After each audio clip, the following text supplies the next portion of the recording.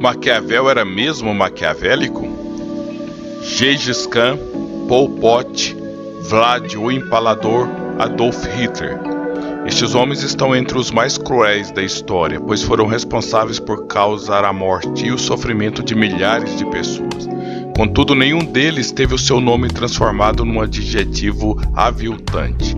Já Maquiavel, pelo que se sabe, nunca matou ninguém, mas o seu nome resultou no adjetivo maquiavelismo, cujo um dos significados presentes no dicionário é que envolve perfídia, falsidade, doloso, pérfido.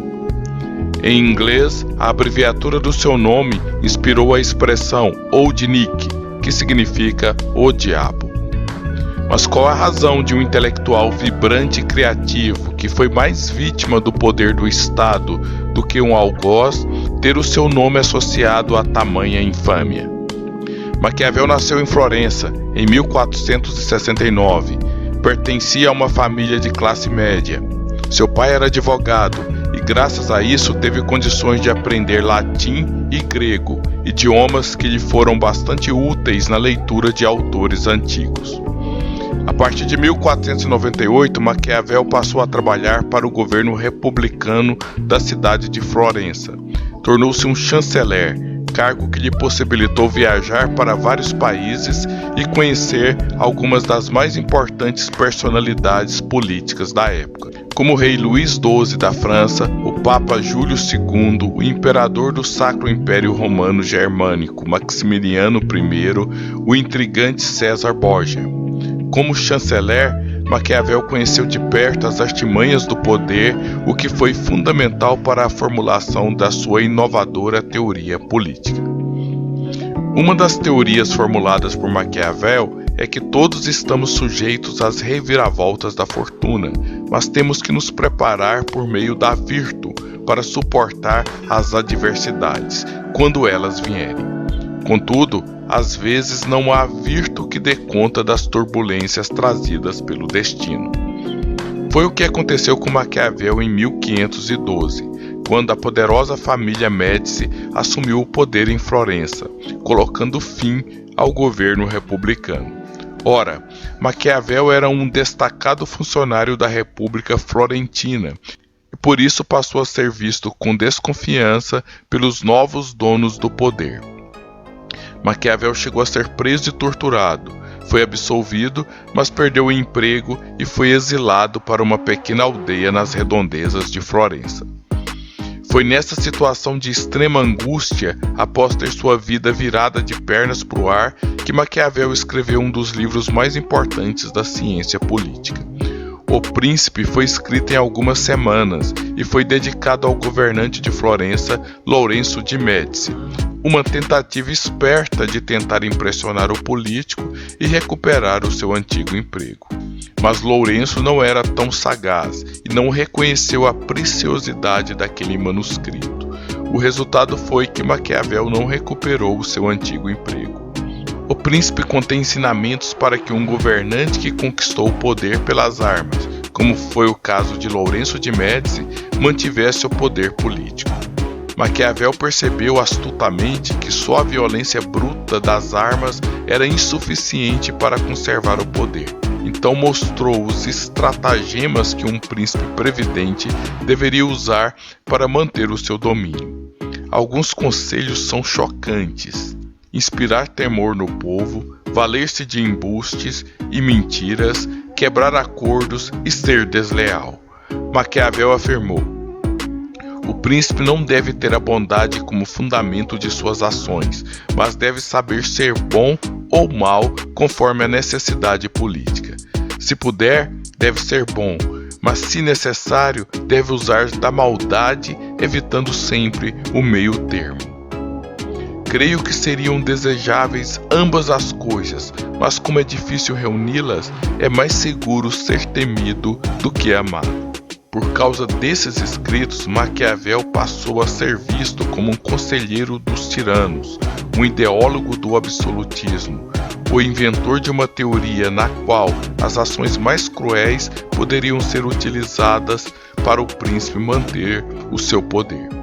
O filósofo florentino passou a ser associado às ações vis praticadas pelos reis, como o terrível massacre de São Bartolomeu ocorrido na França na noite de 24 de agosto de 1572.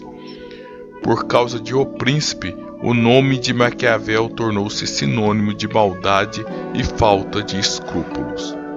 Mas Maquiavel não inventou a crueldade do Estado. Ele apenas mostrou a política como ela realmente era, e não como deveria ser. Ele foi o primeiro a formular a teoria atualmente conhecida como razão de Estado, segundo a qual o governante não deve deixar que seus escrúpulos morais atrapalhem os interesses do Estado. A verdadeira política não está ligada à moralidade, mas ao êxito da ação.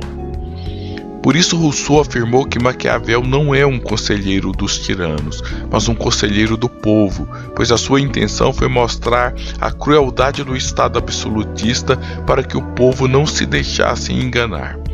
O príncipe seria como uma pilha vermelha do filme Matrix, que acabaria com todas as nossas ilusões sobre a benevolência do Estado. A teoria do Rousseau é bem interessante, mas parece ser muito duvidoso que Maquiavel seja tão maquiavélico ao ponto de enganar os príncipes e tentar libertar o povo por meio da verdade. Talvez Maquiavel estivesse no momento ruim, após perder o emprego, e tentou impressionar o príncipe de Florença para reaver o seu posto. Seja como for, o príncipe não reflete bem o pensamento mais consistente de Maquiavel. O Maquiavel mais maduro, mais sensato, mais moderado é o que transparece nas páginas do comentário sobre a primeira década de Tito Livio. Embora poucos o conheçam, é o livro mais bem elaborado de Maquiavel. E nesse livro, não há dúvidas, Maquiavel é explicitamente republicano, como percebemos por algumas citações.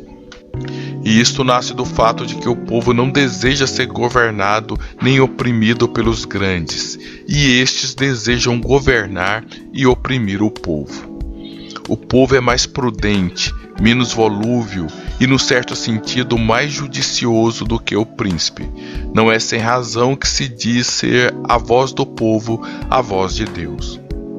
No caso de um príncipe ou um povo submetido a leis, o povo terá virtudes superiores às do príncipe. O desejo que sentem os povos de ser livre raramente prejudica a liberdade, porque nasce da opressão ou do temor de ser oprimido. Pois o povo, como disse Cícero, mesmo quando vive mergulhado na ignorância, pode compreender a verdade, e a admite com facilidade quando alguém de sua confiança sabe indicá-la. Estas frases mostram que é melhor colocar o governo nas mãos do povo do que nas mãos dos príncipes. Indicam que é melhor viver numa república do que numa ditadura. Enfim, Maquiavel parece ser um autor ambivalente que permite leituras contraditórias sobre suas teorias. Podemos sintetizar essas leituras da seguinte forma: ele seria o defensor de um regime autocrático que aconselhou os príncipes a perpetuarem o seu poder, ou ele seria um republicano camuflado que queria revelar a crueldade do poder para o povo conquistado. Já o Maquiavel de Comentários sobre a primeira década de Tito Livio é claramente republicano. Então, pode ser que Maquiavel sempre tenha sido um republicano e o príncipe seja uma paródia crítica ao poder absoluto. Pode ser que Maquiavel, num momento de desespero, tenha se tornado um defensor da tirania para recuperar o seu antigo emprego. Assim, um dos maiores mistérios em relação a Maquiavel é explicar por que um leal servidor da República elogiou a tirania ao ponto de propor a destruição de cidades ou o extermínio de adversários.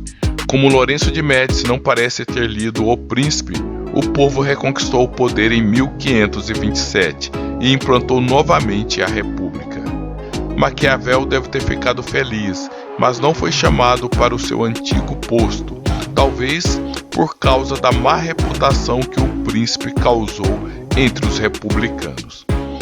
Mais uma vez, o destino pregou uma peça em Maquiavel. Morreu meses depois e se tornou mais famoso do que a maioria dos tiranos de sua época. Talvez seja a hora de reabilitarmos o seu nome e valorizar o seu pensamento. Olá, se você gosta desse tipo de vídeo, você é uma pessoa diferenciada e inteligente. Então, venha fazer parte do clube, inscreva-se no canal. Eu sou o professor Eliezer e agradeço pela atenção.